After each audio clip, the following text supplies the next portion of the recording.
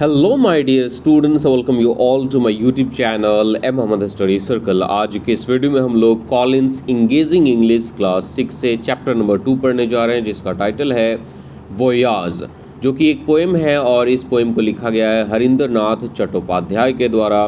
So let's get started. A voyage is a long journey to a distant or unknown place. किसी दूर और अनजान जगह की यात्रा को हम लोग वोयाज कहते हैं। वोयाज का मतलब क्या हुआ? किसी दूर या अनजान जगह के एक लंबी यात्रा को हम लोग वोयाज कहते हैं। Several fantasy stories for children begin with a journey to unknown lands. बच्चों के लिए कई सारी ऐसी काल्पनिक कहानियां हैं जो कि इसी तरह के किसी अनजान जगह के एक लंबी यात्रा से शुरू होती हैं। अब जैसे कि यहाँ पर कुछ कैरेक्टर्स के नाम दिए गए हैं, इनके एडवेंचर्स के बारे में हमें पढ़ना है जो कि इन्होंने अपनी जर्नी में किया है, इन्होंने अपने ट्रैवल में किया है, और फिर हमें इन ब्लैंक्स को फिल करना है। तो ये एक एक्टिविटी आपके बुक में दिया गया है। 1 से लेकर 5 तक का ब्लैंक है और इन ब्लैंक्स के बारे में कुछ दिया गया है और हमें बताना है कि ये जो भी चीज़ें, ये जो भी डिस्क्रिप्शंस दी गई हैं, ये किसका एडवेंचर है। तो यहाँ पर सबसे पहला कैरेक्टर है वो है एलिस, सेकेंड है डॉरथी, थर्ड है गुलिवर, फोर्थ है पीटर पैन और फिफ्थ है लूसी। तो चलिए देखते हैं कि जो डिस्क्रिप्शन है वो किसके हैं। तो पहला वाला है opens a cupboard and enters the magical land of Narnia with her siblings। तो ये कहानी है लूसी की। जैसे कि यहाँ पर फिफ्थ में दिख रहा होगा कि लूसी एक कबोर्ड को खोलती है, एक अलमीरा को खोलती है, और जैसे ही वो अलमीरा को खोलती है वो एक जादुई दुनिया नार्निया में चली जाती है अपने दूसरे भाई बहनों के साथ। तो फर्स्ट में फिल करेंगे हम लोग, Lucy opens a cupboard and enters the magical land of Narnia with her siblings। Second देख लेते हैं, is a shipwrecked and travels to an island full of little people called Lilliputs।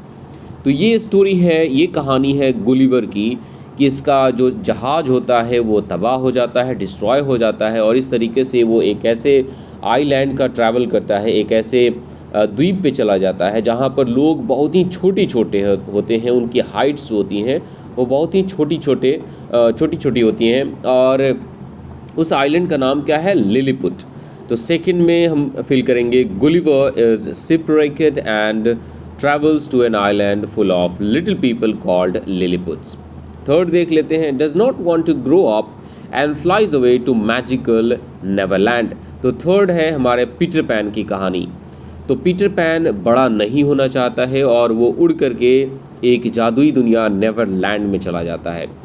तो मेरे प्यारे बच्चों, फर्स्ट में हम लोग लूसी फिल करेंगे, सेकंड में गुलिवर, थर्ड में फिल करना है Peter pan.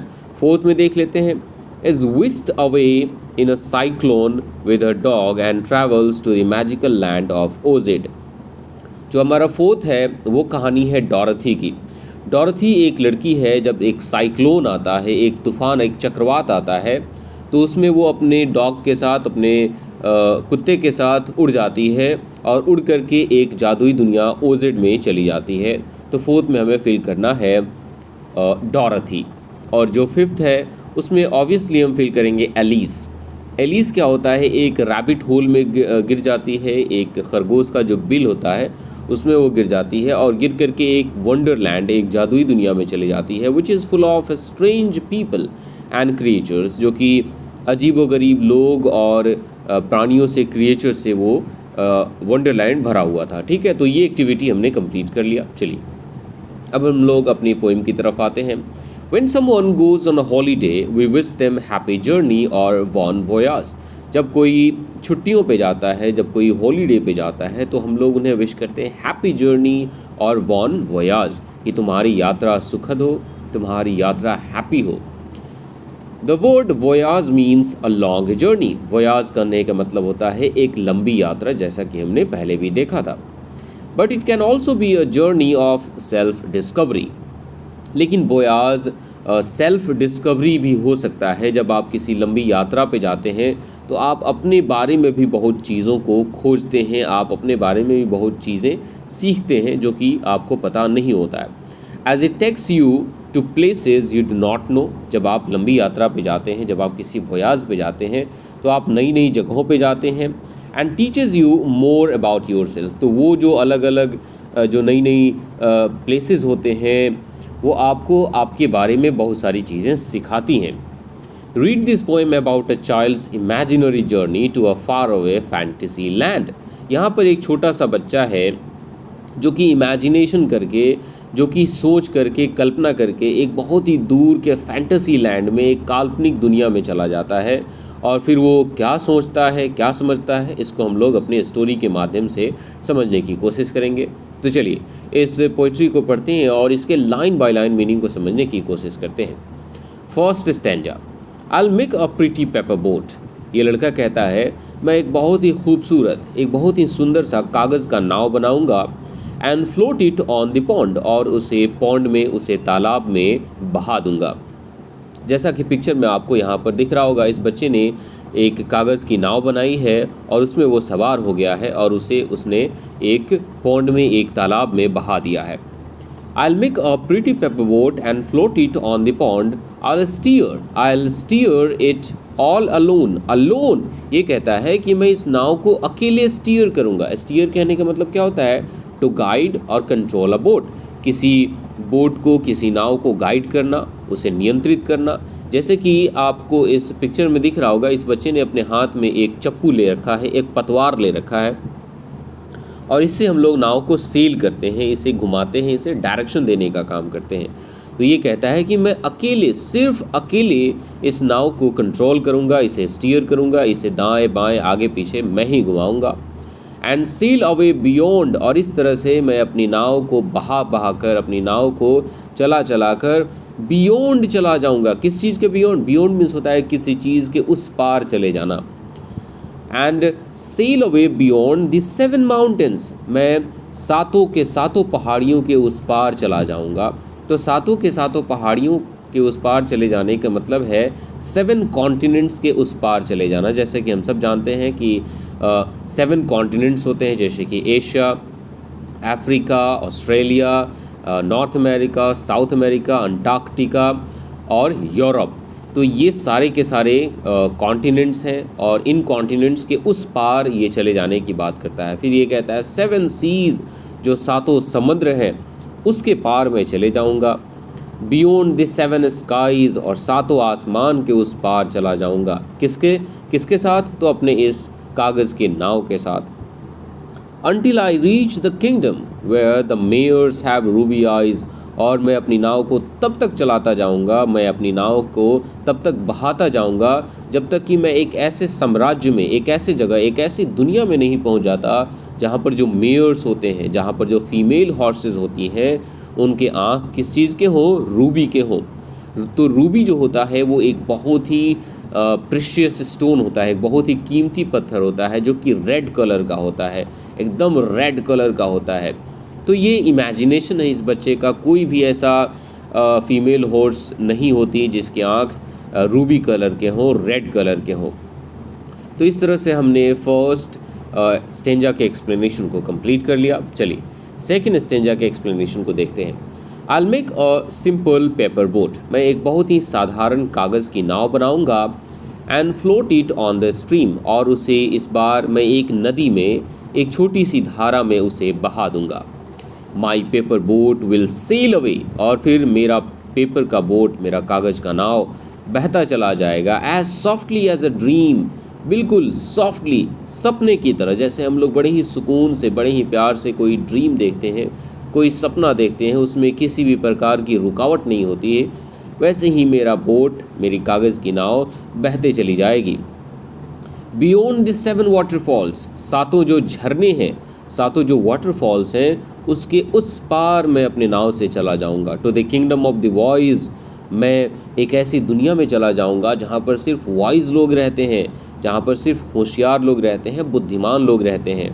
Where dreamy drowsy elephants have emeralds for eyes, और इस तरह से मैं अपनी कागज़ के नाव से एक ऐसी दुनिया में चला जाऊंगा जहाँ पर जो एलिफेंट्स होते हैं वो हमेशा ड्राउजी होते हैं। ड्राउजी कहने का मतलब स्लीपी, हमेशा सोते रहना, सपने देखते रहना, और उनकी आंखें किस चीज़ की होंगी? एमरल्ड्स की होंगी।